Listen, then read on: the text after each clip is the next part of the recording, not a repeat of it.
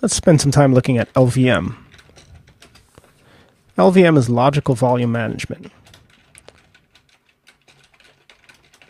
And logical volume management, or LVM, is a great way to organize storage, to aggregate storage within NIC-based systems.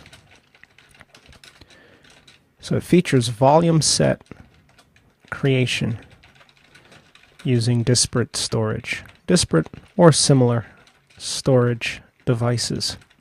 So it's a way really to aggregate storage. So it facilitates storage aggregation. And this works out well for many environments, as you may have storage distributed across multiple types, such as SCSI, Fiber Channel, SATA, IDE, and so on. So this technology allows us to reference all of those storage containers as one particular unit and then extract or abstract file systems from them, or overlay file systems on them. And as a result, it's a layered architecture, which takes a little getting used to if you're not accustomed to. And we'll try to explain in this section how that layering works out. So let's set up some tasks. So let's explore the current environment. And from the shell, we should be able to try to tab out LVM to see if any tools are available. And currently nothing's available, so it isn't available to us. If we do an aptitude search, LVM, we should see the packages in the list and have the opportunity to install LVM as a consequence. So we see LVM2 as the main package.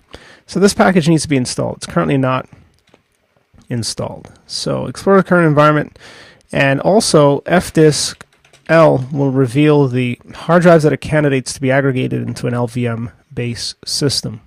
So we have, and we don't like to work with the primary hard drive. Well, one, it has no space, and two, because it has the operating system on it. So ancillary hard drives include devs SD, B, C, and D. And they're occupied, but only fractionally. So we could use a portion of those hard drives to set up LVM, since we didn't use all of the storage for any of them. So there's still storage available. We use, in most cases, half the storage, and in one case, 2/10 of the space available. So we can take portions or fractions or partitions from those drives and aggregate them into LVM related volumes and then overlay ext4 file systems on them. So in its default nature, LVM functions as a volume set creator. So let's go ahead and just note what we've done. So far we have searched for LVM. So we did a which LVM, which returned nothing. So search for LVM. We also searched using aptitude, which is the package manager, for LVM, which returned the package that's of interest, LVM2, which needs to be installed. We also used fdisk L just to enumerate current drive configuration. So we have disparate storage across disparate hard drives. So the thing for us to do is to first install LVM. And we'll perform this with an apt get or aptitude either or install LVM2. And dependencies will be fulfilled for us. So let's aptitude install LVM2 to give us the tools necessary to set up LVM. Let's continue putting this in place. The packages will be downloaded while we discuss what's happening. It's actually come down rather quickly. So momentarily we'll have this in our system. It's a set of user space tools that are available for us to aggregate the storage. Notice it found no volume groups, which we'll discuss momentarily. So now when we tab out LVM, we see that there's some items available to us. LVM itself, and we see some additional tools, and there are a number of lower layer tools that are available for us to create the objects in the hierarchy presented by LVM. But before we do that, let's explain what that hierarchy really is. So explain LVM model. The model can be summarized as follows. There are basically three tiers. So it contains three tiers. So we could describe in no particular order the three tiers as follows.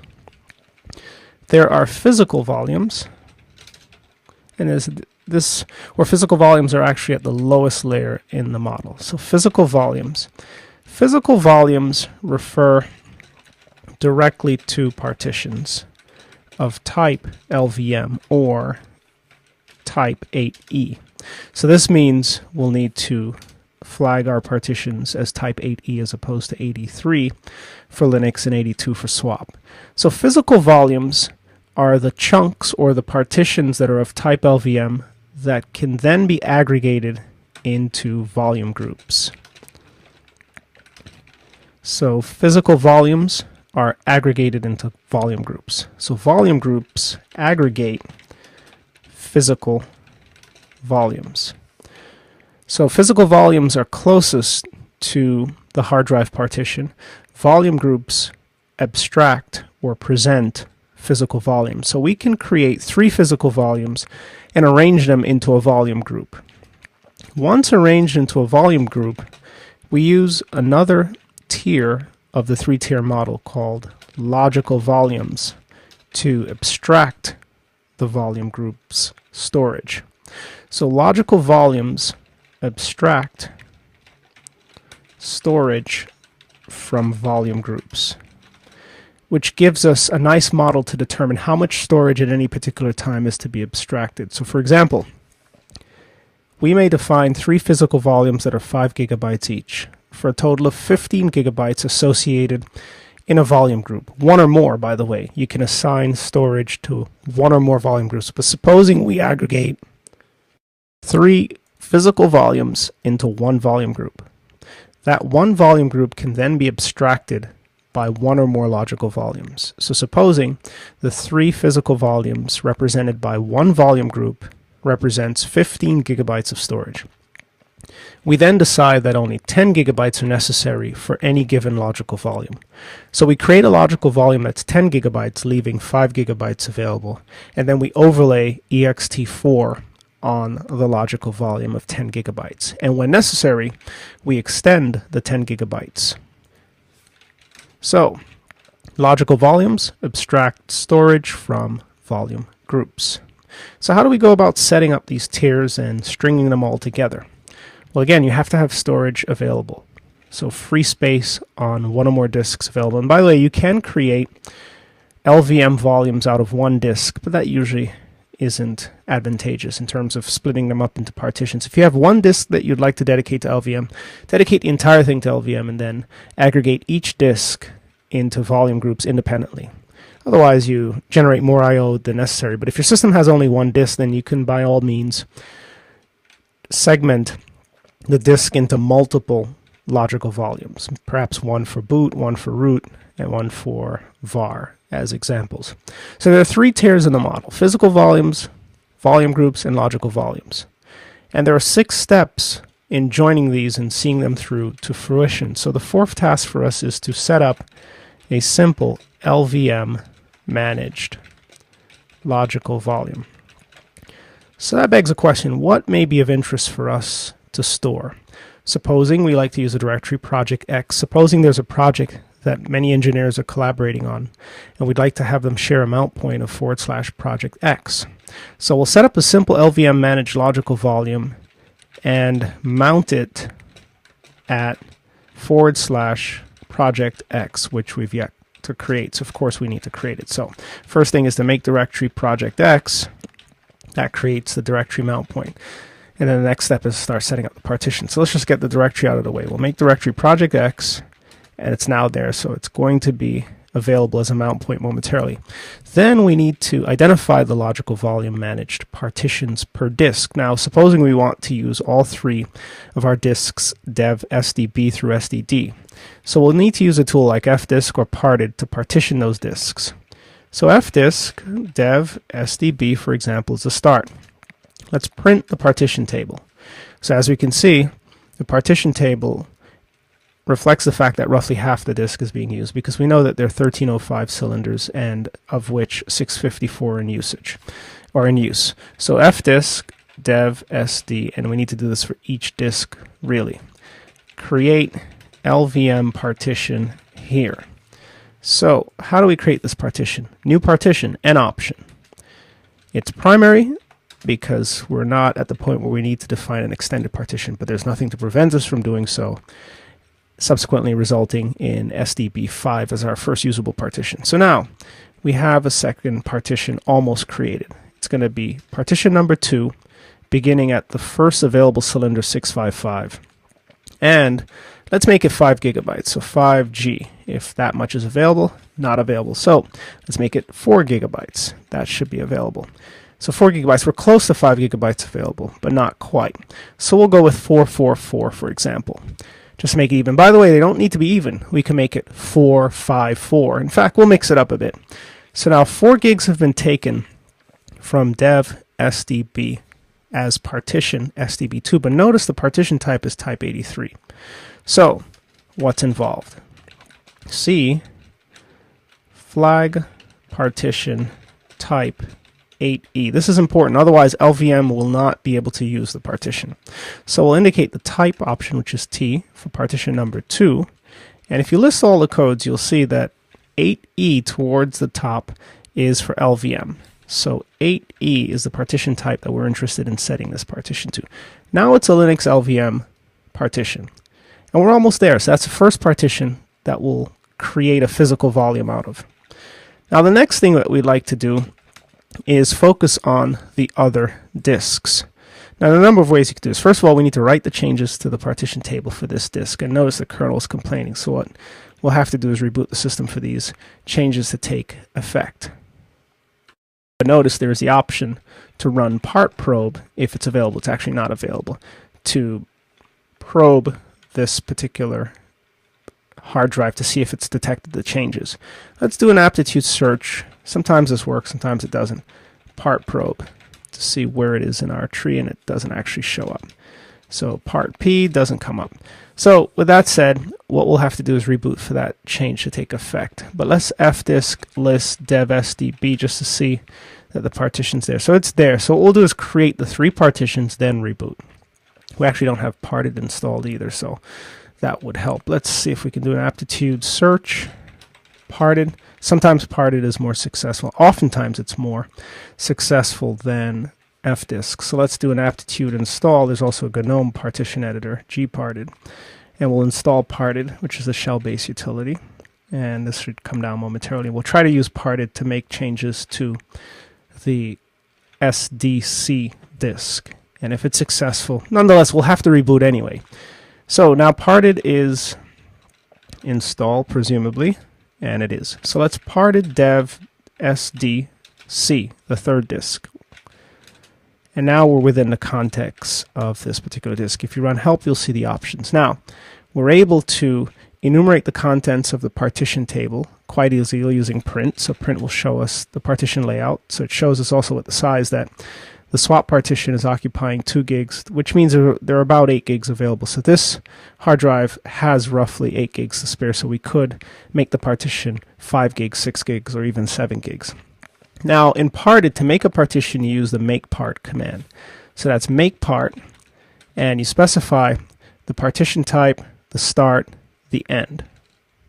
Now, the partition type is one of primary, logical, or extended. So makepart and the partition type in this particular case will be primary because there's only one partition on the disk.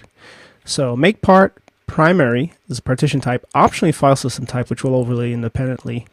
And where does it start? Well, we can start anywhere that doesn't conflict with the existing disk. For example, we could start at perhaps 2156, which doesn't overlap, and go up to, let's say, 8,000 megabytes, for example. So since the default is in megabytes, we could indicate 2156 as a starting point and a termination point of, let's say, 8192. This is all in megabytes, by the way. So we've got primary, start, and end for makepart. So now let's go ahead and print the table, which is P, shortcut by the way, and notice it doesn't have a type associated with it. So it's not Linux LVM currently. So we didn't set a type, but nonetheless we have our storage, which is roughly 6 gigabytes, set aside. So the last step for us is just ensure that the type of this particular device is set accordingly to LVM so that LVM will detect it. for our configuration, if we follow the syntax, the partition number is 2. That's for the partition number. So set partition number 2, and the flag is going to be one of LVM, boot, swap, so on and so forth. Well, in our case, it's LVM. So set to LVM, and the state, which is the final parameter, is on or off. So now this will set the partition to LVM type. So now that's set. And by the way, within parted, you can actually select different disks on the fly by indicating select. So this is the context of Dev/SD/C. So one other disk exists. So let's select Dev/SD/D, print the table, and it has a partition that is roughly 5 gigs.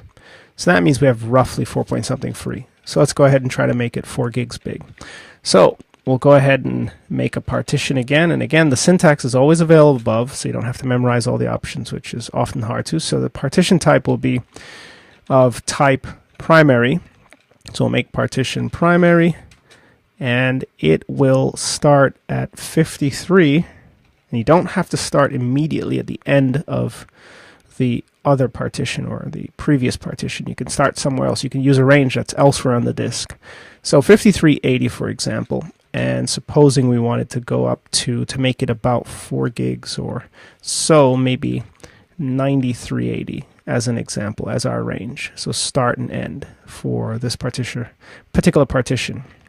So make part, and it's going to be primary, and that's where we're going to start, and the number is automatically assigned. So it's partition 2, but the type isn't set. So again, using command history, we can just set partition number 2 LVM on, then print the changes. Now you may be wondering, what about writing the changes before we quit? Well, there isn't a formal write option. You simply quit. And when you quit, that's it. Now notice parted was successfully able to write the changes. So that begs the question, what if we were to remove the partition from dev/SDBB and reset it with parted? So parted dev/SDB, for example, print the table. There are the 2 partitions. How do you delete partitions with parted? Well, the options are presented rather straightforward. Just like from the command line, you remove the partition and its number. So remove partition 2, for example. Let's see if it's able to do so. Quit. And if it's clean, re-enter. We didn't have to actually leave. And remake a partition. So let's go through our command history to find, and it's already cleaned out. So we'll make part, and again, just run help just to make sure that when partitioning, always take precautions wherever possible. So partition type is going to be primary, and we want it to start looking at the top at 5380. Let's just be sure. And we want it to end at, let's say, 9380. And then let's print the changes. This is, of course, Dev/SDB. And then let's set the type. So we're going to set partition number 2 to LVM on. And then let's print the changes. Excellent. So now let's quit altogether. And then let's fdisk list all of our partitions. So notice it has created, parted, the partitions that are of interest. Linux LVM, Linux LVM, and Linux LVM. So with that said, we have some partitions, and they're of different sizes, at least, well, 2 of them are of the same size, one's of a different size, but we can now aggregate them using LVM. So the steps for LVM that are specific, and let's just note that we changed this all around to use parted. So parted. And that worked out well. We flagged the partition type using the set command. So in this case, we set partition number 2 to LVM on.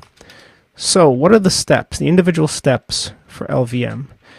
Well, first we need a physical volume for each of the LVM partitions. And there is a command called pvcreate, which gets us that done for us. pvcreate will take as an argument any number of partitions that are of type LVM.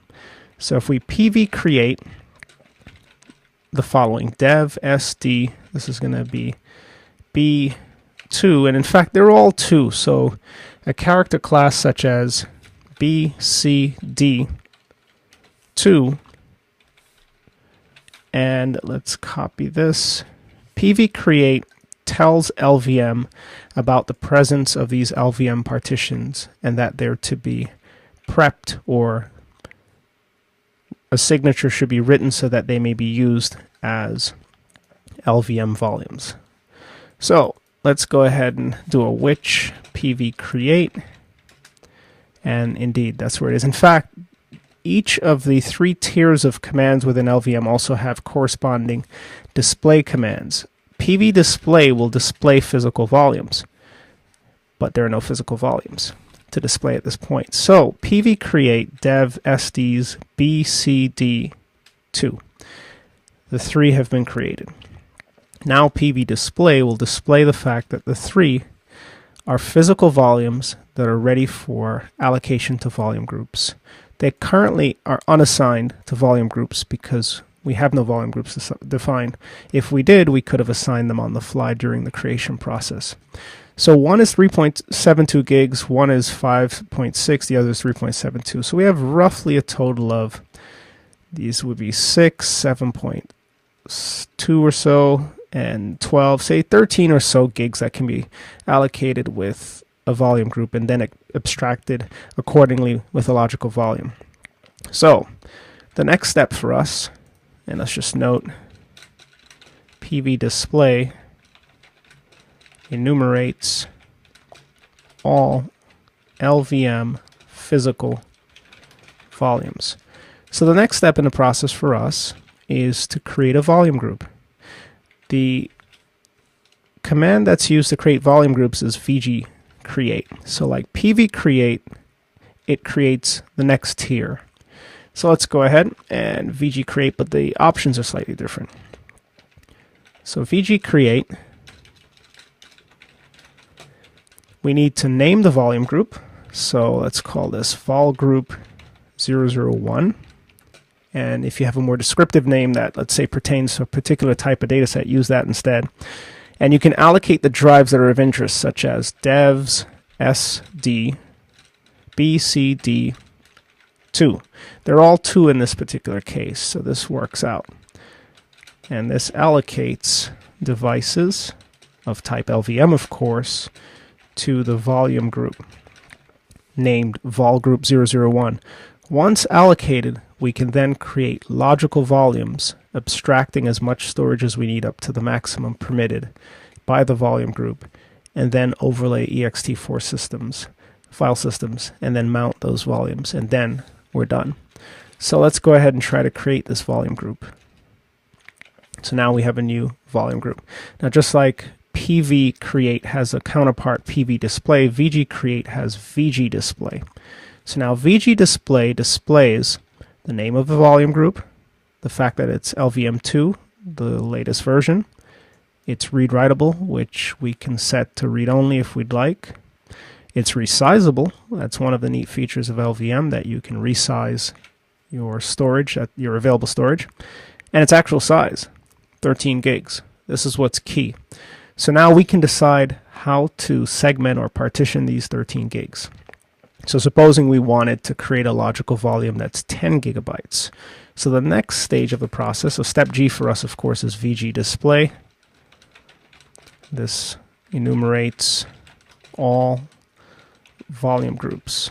And of course, VG display, like PV display, will accept the name of a volume group or physical volume as an argument. So now, the next step for us in the process is to create a logical volume. The command is LV create. So LV create with the size of the volume. In this case, we want 10 gigabytes, followed by the volume group name, which is vol group 001. We'll create it for us. And there are a number of other options. These are just simple options to get this process going. Now let's try this out. And just like with the other 2 commands, LV create has a counterpart, LV display, which currently shows nothing. So now we have a 10 gigabyte volume group. Now we didn't name the volume group, so a name was automatically assigned for us, lvol0, and will be incremented accordingly. So now let's rerun LV display. There is our logical volume in the dev tree. Here is its UUID, which can be referenced from etcfs tab. So now we have a logical volume that's 10 gigabytes. It is resizable, and we may now overlay an ext4 file system. So that's the next step for us. So LV display, and as expected, enumerates all logical volumes. And the next step for us, if you recall, is makefs ext4 on the full path dev vol group. This is the hierarchy, by the way. Beneath the dev tree, it's the volume group container followed by the logical volume. Let's just note, overlays ext4fs on the device. And then, of course, we follow up by updating etcfs tab and mounting accordingly. So let's go ahead and try to copy this again rather than retyping it. And this should give us what we want. So now let's overlay ext4. And there we see it's been overlaid. Echo the exit status. So what do we do at this stage? Well, let's get the block ID of dev vol group 001 logical volume 0. This UUID is to be stored in etcfs tab. Let's just end it here before the final quote. We'll nano etcfs tab. Now we've yet to mount it manually, but that's not an issue. So this is for a swap file. Let's indicate it here. That's going to be Linux CBT classroom mount for project X, which is currently 10 gigabytes, that is. So the UUID that we're going to paste in is this. We'll drop this quote to be consistent, and it's going to be mounted at project X. It's of type ext4 with default options, and it'll be checked third on the list. Make sure everything's on one line so it's processed accordingly. So to be sure that this all mounts, because currently it's not mounted, of course, mount all. Echo the exit status, and then follow up from the command history with df-h, and that's it. Our logical volume is now mounted at project X. But of course, this is only the beginning of what you can do with logical volumes. But just to go through the process again, we have physical volumes that are associated with LVM flagged partitions across our drives of various sizes. At least one is of a different size. So it's unlike RAID, where you generally need to have the same size as sans RAID 0, of course. So PV display shows the physical volumes, and we can continue to add physical volumes as we aggregate more storage from disparate locations like Firewire, Thunderbolt, you name it. VG display shows the volume groups and associated storage. So this volume group has 13 gigs of storage and has associated with it certain physical volumes. And then LV display enumerates the logical volumes and the association with the volume group and how much storage out of the volume group the logical volume is using, which means the additional space between 10 gigs and 13 gigs can be used for something else. Let's say a different project or a different mount point. We could use a fraction of it, let's say 2 gigs or 1 gig or otherwise, perhaps even for swap if we'd like, or for a swap file, that is. So this is how you set LVM up. It's now configured in etcfs tab and available in our system. So let's continue with our studies.